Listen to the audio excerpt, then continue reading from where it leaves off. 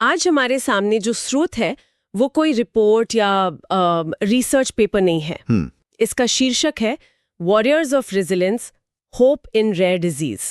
और ये एक बेहद प्रेरक और भावनात्मक लेख है। मैंने भी पढ़ा ऐसे, बहुत बहुत खूबसूरती से लिखा गया। हाँ, इसकी भाषा की खासियत ही यही है कि ये कोई मेडिकल दस्तावेज नहीं लगता। एक कविता जैसा है जो सीधे दिल से बात करता है। बिल्कुल। तो आज की हमारी चर्चा का मिशन है इस लेख में छिपे गहरे संदेशों को समझना। कि ये लेख दुर्लभ बीमारियों से जूझ रहे लोगों की हिम्मत, उनकी पहचान और उनकी उम्मीदों को किस नजर से देखता है। चलिए इस पर बात करते हैं। लेख की जो पहली और सबसे शक्तिशाली पंक्ति है वो है, ये बीमारी नहीं एक सफर है।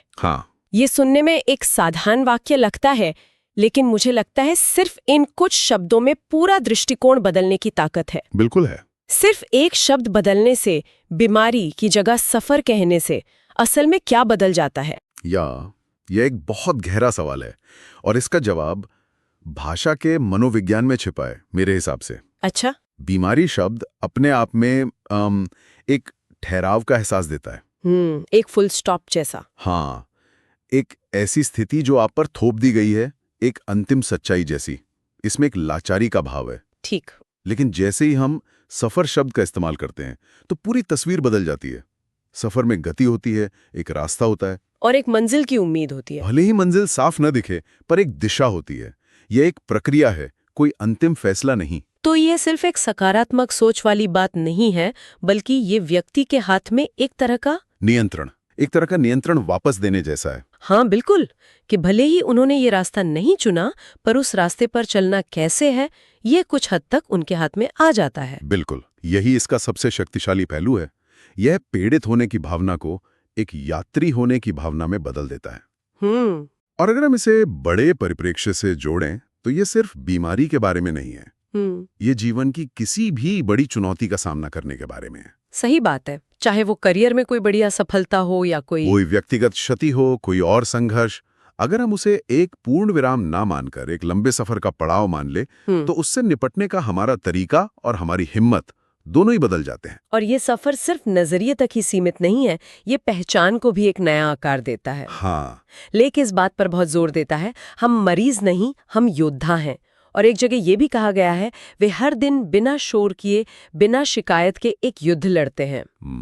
योद्धा शब्द में बहुत वजन है, बहुत ताकत है ना? हाँ, लेकिन यहाँ एक जरूरी सवाल भी उठता है। क्या? योद्धा शब्द जितना शक्तिशाली है, क्या ये कुछ लोगों पर हमेशा मजबूत बने रहने का एक अनकहा दबाव नहीं डालता? अच्छा। जब आप किसी को योद्धा कहते हैं तो क्या आप अनजाने में उनसे ये उम्मीद कर रहे होते हैं कि वे कभी कमजोर नहीं पड़ेंगे, कभी थकेंगे नहीं? ये एक बहुत ही जरूरी नुक्ता है। अक्सर हम प्रेरणा देने वाली भाषा का इस्तेमाल करते हुए उसके दूसरे पहलू को नजरअंदाज कर देते हैं। तो क्या योद्धा की पहचान में कमजोरी के पलों के लिए, थकान और आंसुओं के लिए कोई जगह है? ये सवाल इस लेख को और भी खास बना देता है, क्योंकि ये इस दुविधा को समझता है और बाद में इसे संबोधित भी करता है। ठीक है। लेकिन पहले इस पहचान के मनोवैज्ञानिक महत्व को समझते हैं। मनोविज्ञान में इसे नैरेटिव थेरेपी का एक बहुत शक्तिशाली उदाहरण माना जा सकता है। Narrative therapy? हाँ, जब कोई व्यक्ति लंबे समय तक किसी बीमारी से जूझता है तो अक्सर उसकी पहचान उस बीमारी से ही जुड़ जाती है। वो खुद को मरीज के रूप में देखने लगता है। नैरेटिव थेरेपी कहती है कि आप अपनी कहानी को फिर से लिखकर अपनी पहचान पर नियंत्रण हासिल कर सकते हैं। योद्धा कहना सिर्फ एक शब्द बदलना नहीं है, ये अपनी कहानी को फिर से लिखना है। बिल्कुल, आप अपनी कहानी के मुख्य पात्र बन जाते हैं जो संघर्ष कर रहा है, न कि एक निष्क्रिय दर्शक जिस पर कुछ घट रहा है। मतलब आप अपनी कहानी के लेखक बन जाते हैं, न कि सिर्फ एक पात्र। ये तो बहुत बड़ा बदलाव है ना? ये आत्मसम्मान को वापस पाने जैसा है। जैसा कि लेख में भी कहा गया है, ये सिर्फ शरीर को कमजोर करती है, मगर आत्मा, दिल और हिम्मत को नहीं। ठीक यही बात है। तो योद्धा की पहचान शायद इसी अंदरूनी ताकत को आवाज देती है। हाँ, ये पहचान कहती है कि आपकी असली पहचान आपकी शारीरिक स्थिति नहीं, बल्कि उससे लड़ने की आपकी इच्छा शक्ति है। ये इस बात को मान्यता देती है कि शरीर की सीमाओं के बावजूद इंसान की आत्मा अदम्य रह सकती है। ये हमें सोचने पर मजबूर करता है कि हम अपनी पहचान को बाहरी परिस्थितियों से कितना प्रभावित होने देते हैं। सही कहा। क्या हम अपनी पहचान को अपनी चुनौतियों से परिभाषित करते हैं या उन चुनौतियों का सामना करने वाली अपनी अंदरूनी शक्ति से? ये लेख हमें दूसरा रास्ता चुनने के लिए प्रेरित करता है। और ये प्रेरणा सिर्फ भावनात्मक नहीं है, ये उम्मीद के बारे में भी बहुत बहुत यथार्थवादी और ईमानदारी से बात करता है। हाँ, ये कोई झूठी दिलासा नहीं देता। बिल्कुल नहीं, बल्कि ये कहता है शायद इलाज आज नहीं मिलेगा, शायद कल भी नहीं, लेकिन एक दिन जरूर मिलेगा। इस तरह की यथार्थवादी उम्मीद, ये उस अंधी उम्मीद से ज्यादा शक्तिशाली क्यों होती है जो कहती है सब ठीक हो जाएगा? क्योंकि ये उम्मीद की नींव को किसी चमत्कार पर नहीं, बल्कि एक ठोस प्रक्रिया पर रखती है। प्रक्रिया पर? हाँ, लेख साफ करता है कि उम्मीद का स्रोत क्या है। दुनिया भर में रिसर्च चल रही है, नई दवाइयों पर ट्रायल हो रहे हैं, वैज्ञानिक मेहनत कर रहे हैं, और ये सबसे बड़ी उम्मीद है। बिल्कुल। यहाँ उम्मीद एक निष्क्रिय इंतजार नहीं है, ये एक असक्रिय विश्वास है जो लगातार हो रहे प्रयासों से ऊर्जा लेता है। जब तक प्रयास जारी है, तब तक उम्मीद जिंदा है। ये झूठी दिलासाओं से बचाता है और व्यक्ति को एक लंबी लड़ाई के लिए मानसिक रूप से तैयार करता है। ये सुनने में बहुत तार्किक लगता है, लेकिन मैं सोच रही हूँ कि व्यावहारिक रूप से ये कितना मुश्किल होगा। मुश्किल तो है। जब कोई व्यक्ति हर दिन दर्द और अनिश्चितता से जूझ रहा हो, तो उसके लिए दुनिया के किसी कोने में चल रहे रिसर्च ट्रायल से उम्मीद बनाए रखना कितना संभव है? आपने उस सबसे बड़ी चुनौती को छुआ है जिसका सामना ये लोग करते हैं। वो रोजमर्रा की लड़ाई में इस दूर की उम्मीद को कैसे जिंदा रखे? और लेख इसका जवाब भी देता है। वो बताता है कि उम्मीद अकेली नहीं है, उसे सहारा देने के लिए दो और साथी हैं। अच्छा। लेख में बहुत खूबसूरती से इन तीनों को एक साथ रखा गया है। जी। हमारा धैर्य, हमारी उम्मीद और हमारी जिद। हम हार नहीं मानेंगे। धैर्य, उम्मीद और जिद। हाँ, ये सिर्फ अलग अलग शब्द नहीं है, ये एक पूरा सिस्टम है। एक सिस्टम? ये दिलचस्प है, इसे थोड़ा और समझाइए।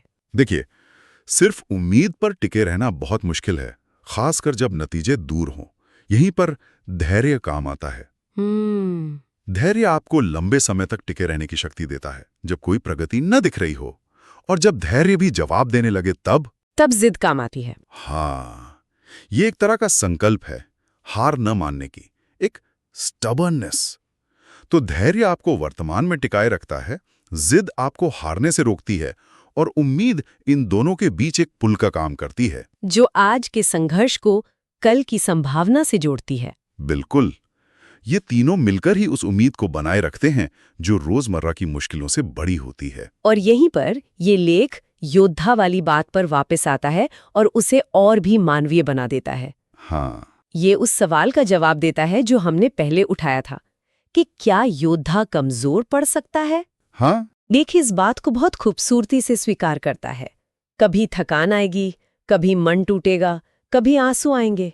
और ये बहुत जरूरी है, ये योद्धा की छवि को एक सुपर हीरो की अवास्तविक छवि से निकालकर एक सच्चे इंसान की छवि में बदल देता है। सही बात है। अक्सर योद्धा की छवि के साथ एक दबाव जुड़ जाता है कि हमेशा मजबूत दिखना है, लेकिन ये लेख उस मिथक को तोड़ता है।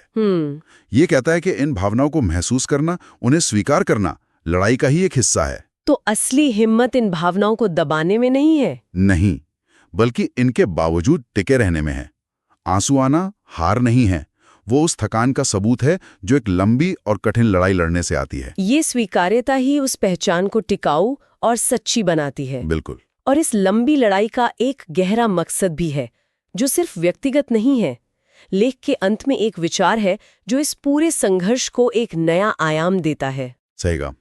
लेख इस व्यक्तिगत संघर्ष को एक बहुत बड़े उद्देश्य से जोड़ता है, और यहीं पर इसका संदेश सबसे ज्यादा शक्तिशाली हो जाता है। कौन सी पंक्ति की बात कर रहे हैं आप? एक पंक्ति है, आज जो दर्द, संघर्ष और धैर्य आप दिखा रहे हैं, वो कल किसी और के लिए रास्ता बनेगा। इस एक पंक्ति में व्यक्तिगत लड़ाई एक सामूहिक विरासत में बदल जाती है। यह एक अकेले व्यक्ति के दर्द को पूरी मानवता की प्रगति का हिस्सा बना देती है। ये एक खूबसूरत विचार है, लेकिन क्या ये उन लोगों पर एक और बोझ नहीं डालता जो पहले से ही अपने अस्तित्व के लिए लड़ रहे हैं? ये सवाल भी उतना ही जरूरी है। मतलब अब उन्हें भविष्य की पीढ़ियों का मशालची भी बनना है। क्या ये उनसे कुछ ज्यादा की उम्मीद करना नहीं है? और इसका जवाब इस बात में है कि हम इसे कैसे देखते हैं, एक बोझ के रूप में या एक अर्थ के रूप में। अच्छा। जब पीड़ा असहनीय और निरर्थक लगने लगे तो यह विचार कि आपका संघर्ष व्यर्थ नहीं जा रहा है बहुत बड़ी ताकत दे सकता है। तो ये एक तरह से उस दर्द को एक उद्देश्य देने जैसा है। बिल्कुल। इसका मतलब है कि जो व्यक्ति आज इस सफर पर चल रहा है वो अनजाने में ही आने वाली पीढ़ी के लिए एक मार्गदर्शक बन रहा है। उसकी लड़ाई भविष्य के मरीजों के लिए जानकारी, प्रेरणा और हिम्मत का स्रोत बनती है। हर मेडिकल ट्रायल में हिस्सा लेना, हर दिन बीमारी के साथ जीने के नए तरीके खोजना, ये सब एक तरह से भविष्य के लिए नींव रखने जैसा है। हाँ, ये दर्द को सिर्फ एक निरर्थक पीड़ा नहीं रहने देता, बल्कि उसे एक उद्देश्यपूर्ण बलिदान में बदल देता है। तो जब हम इन सभी विचारों को एक साथ रखते हैं, चुनौती को सफर के रूप में देखना, मरीज की पहचान को योद्धा की शक्ति से बदलना, हाँ, उम्मीद को कोशिशों से जोड़ना और निजी संघर्ष को एक सामूहिक विरासत के रूप में देखना, तो ये सिर्फ एक प्रेरक लेख नहीं रह जाता। नहीं, ये जीवन की किसी भी बड़ी मुश्किल का सामना करने के लिए एक तरह का मानसिक खाका पेश करता है। और ये हमें शब्दों की ताकत की याद दिलाता है। सही बात है। देखिए, इस पूरे लेख ने एक जटिल मेडिकल स्थिति को परिभाषित करने के लिए सफर, युद्ध, विरासत जैसे कितने शक्तिशाली रूपों को मेटाफर्स के इस्तेमाल किया। इन शब्दों ने उस अनुभव की पूरी कहानी बदल दी। इन्होंने दर्द और संघर्ष को लाचारी के बजाय हिम्मत और उद्देश्य के साथ जोड़ दिया। ये वाकई में इस चर्चा का सबसे बड़ा सबक है। भाषा सिर्फ संवाद का माध्यम नहीं है, ये वास्तविकता को आकार देने का एक जरिया भी है। ठीक कहा। और ये एक विकार छोड़ जाता है जिस पर हम सब मनन कर सकते हैं। क्या? जीवन में और कौन सी ऐसी मुश्किल या नकारात्मक पहचान है, जैसे असफल, अकेला या कमजोर, जिन्हें अगर हम अलग शब्दों या एक नई कहानी से देखें तो शायद उनका सामना करने की हमारी हिम्मत और हमारा नजरिया दोनों ही बदल जाएं। बिल्कुल।